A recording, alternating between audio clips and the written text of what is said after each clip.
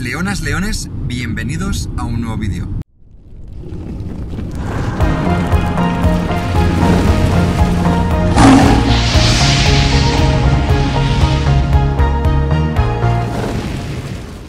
Como veréis, no estoy en mi habitación, de hecho estoy en el coche, acompañado por G.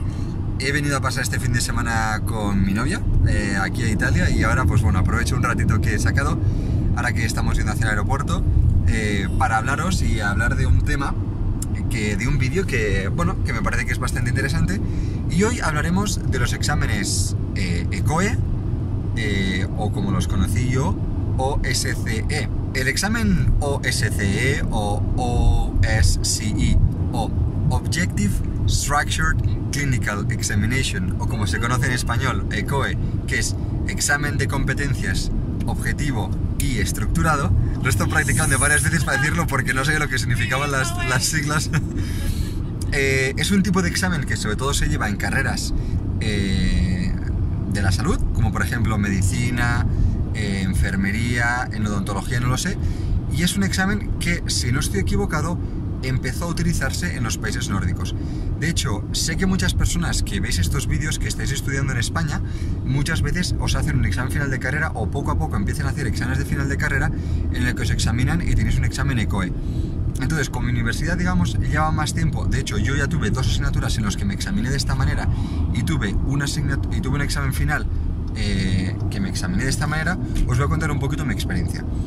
El examen ECOE, en definitiva, os lo voy a explicar así, es una especie como de gincana. De hecho, os voy a dejar aquí links más abajo si queréis leer más sobre el examen y otro post que escribí yo explicándoos cómo fue mi examen de final de carrera ECOE, que precisamente no fue un moco de pavo, o sea, fue bastante chungo. Pero bueno, os voy a explicar qué es lo que es. Es un examen que es una especie de gincana, ¿vale? Entonces, son diferentes estaciones, diferentes habitaciones con diferentes escenarios, que tú no sabes lo que te vas a encontrar. Entonces, por ejemplo, os hablo... Además de examinarme yo así en ginecología y en pediatría, hice, como os he comentado ahora mismo, mi examen de final de carrera. Así que os voy a hablar de mi examen de final de carrera, que lo tengo un poco más fresco, y os voy a contar más o menos cómo fue la cosa. Sí, es que... un cartón en el muso, mongoloide. Es que hay una persona que no estaba conduciendo demasiado bien. Es que aquí en Italia conducir un poco raro. Pero bueno, sigamos con la explicación. Entonces, lo que os decía, tenéis diferentes, o sea, hay diferentes estaciones, ¿vale? En mi caso eran diferentes habitaciones en las que tenías máximo 7 minutos, tenías 1 minuto para cambiarte de una habitación a otra y tú no sabes lo que te encontrarás en la habitación. Tú evidentemente no puedes saber con las diferentes personas, entonces vamos a poner 30 estaciones, ¿vale? Bueno, yo creo que hice 27 estaciones, de las cuales 2 eran de descanso, es decir, en las 2 te pasas 7 minutos descansando y ya está, sin hacer nada. En esos 7 minutos pues podías ir al baño o podías comer algo, lo que quisieras. Entonces, sonaba la bocina, entras en una estación. Entonces, yo por ejemplo entraba ahí y una que tuve son, además de exámenes prácticos o exámenes teóricos, son diferentes situaciones en las que te examinan como médico, como profesional de la salud, en muchos campos, no solo teoría pura y dura, sino cómo eres hablando con el paciente, con actores, cómo eres haciendo exámenes, por ejemplo, examen prostático, que es la primera estación que tuve yo, exámenes mamarios, cómo puedes sacar sangre, cómo eres capaz de diagnosticar algo, cómo eres capaz de leer una radiografía, etc, etc, etc. Entonces, nosotros lo que hicimos fue, sonaba la bocina y yo entré, y por ejemplo lo que tenía que hacer era un examen prostático a un maniquín, no, a una persona, a un hombre no, imaginaos un examen prostático, 40 personas examinándole la próstata a ese hombre, al final se le desgastaría la próstata.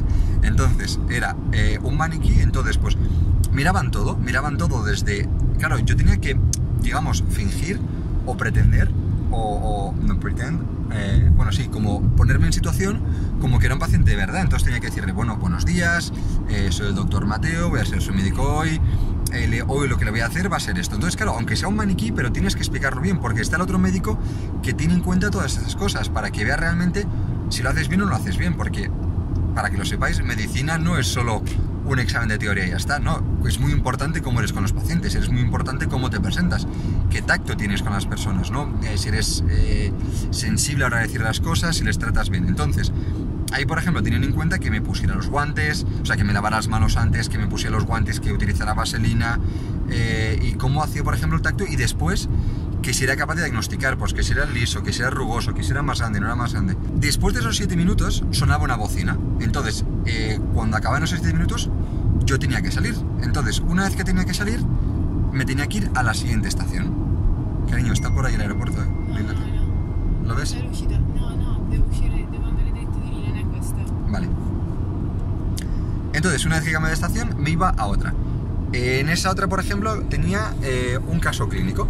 Un caso clínico al que me decían, pues como por ejemplo pues una pregunta del MIR, paciente, 30 años, bla bla bla bla bla. Entonces tenía que diagnosticar y tenía que explicar el porqué. Entonces yo le explicaba al médico, vale, pues mi idea o vamos, mi sospecha diagnóstica es de tal.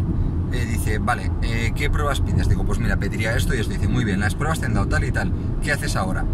Entonces ahí, por ejemplo, te están midiendo tus conocimientos teóricos. Otro, por ejemplo, otra estación que tuve era dar una mala noticia, era comunicarle a una paciente, esto fue en el examen de ginecología, era comunicarle a una paciente que tenía un cáncer terminal. Entonces, claro, es muy importante realmente cómo lo explicas, cómo das la mala noticia, cómo de sensible eres. Entonces, claro, además la persona era una residente quien digamos, actuaba.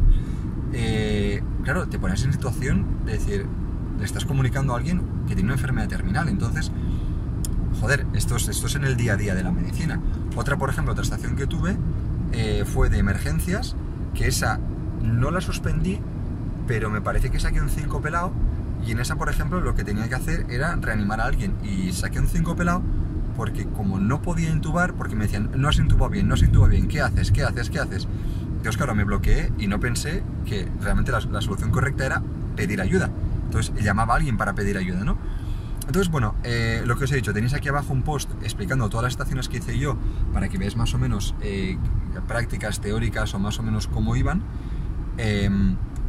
Entonces ahora, pues mi opinión, ¿funciona o no funciona? ¿Es una buena manera de examinar a los estudiantes? ¿No es una buena manera? Me parece sinceramente, y os lo voy a decir sin pelos en la lengua, que es una manera de puta madre para examinar a los estudiantes de medicina. De hecho, a mí me gustaría que el MIR fuera así. O sea, yo creo que si el MIR fuera así, realmente cambiaría el todo muchísimo. Entonces, ¿por qué creo que funciona tan bien? Porque tiene en cuenta muchas cosas. Tiene en cuenta muchas cosas que yo creo que en el MIR, por ejemplo, ahí cogía bastante. El MIR, en definitiva, te miden solo en 5 horas. Tiene en cuenta qué bien sabes de teoría, las preguntas que te vayan a caer y cómo de bien se te dé hacer preguntas tipo test. Y desafortunadamente, o mejor dicho, afortunadamente, en la vida clínica, en la vida práctica, yo ahora lo estoy viendo con mis pacientes, pues es que no sirve de nada contestar bien preguntas tipo test. Evidentemente tienes que saber cosas, tienes que saber diagnósticos, tienes que saber tratamientos, pero da igual que bien hagas preguntas tipo test, porque no es que no tienes que utilizar en ningún momento, pero es muy importante, por ejemplo, cómo hablas con los pacientes, es muy importante cómo te presentas con los pacientes, es muy importante si sabes sacar sangre, es muy importante, por ejemplo, si sabes poner una inyección intramuscular, es muy importante si sabes leer una radiografía. Entonces, esas son cosas que sí que se tienen en cuenta a la hora de examinarte con el examen ECOE o OSCE. Yo creo que las universidades, poco a poco, en España no lo tengo del todo claro porque evidentemente